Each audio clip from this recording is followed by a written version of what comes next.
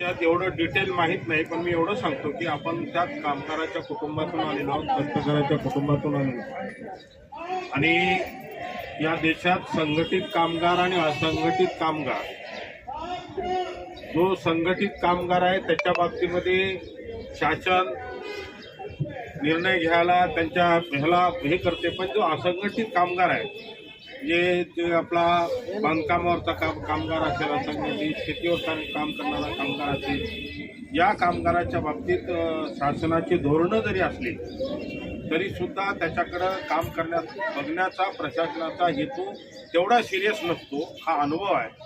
म्हणून मी आज आपल्या इथं त्याला भेट दिल्यानंतर आंदोलनाला मी महाराष्ट्र सरकारचे माननीय आमच्या पक्षाचे नेते माननीय अजितदादा पवार अर्थमंत्री साहेब यांना हे आपलं निवेदन पोहोचवतो आणि कामगार मंत्री फुंडकर साहेब यांच्याकडे निवेदन पोहोचवतो आणि ह्या विषयावर बैठक लावण्यासाठी आम्ही प्रयत्न करतो, एवढे शब्द देतो.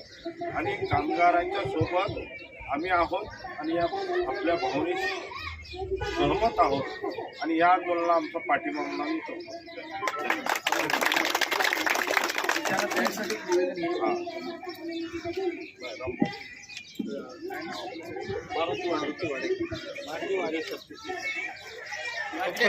थोड़ा हटो जरा, थोड़ा इधर हो जाओ ना, फोटो ले.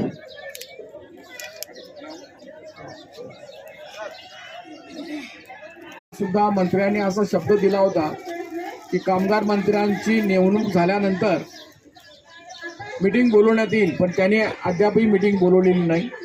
नंबर 2, स्वतः 1 महिन्यापूर्वी कामगार मंत्र्यांनी सांगितलं होतं की आम्ही पोर्टल सुरू करतो आणि त्याची काही तांत्रिक प्रक्रिया सुरू आहे, तेही पूर्ण केलेलं नाही.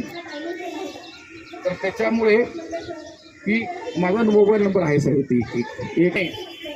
तर आता वाडेकर साहेब म्हणतात त्याप्रमाणे मीटिंग होऊन जर का आमचे प्रश्न सुटले तर आम्हाला ते पाहिजे आहे. आम्ही काय आंदोलनासाठी आंदोलन करत नाही, प्रश्न सुटावा ही आपली अपेक्षा आहे.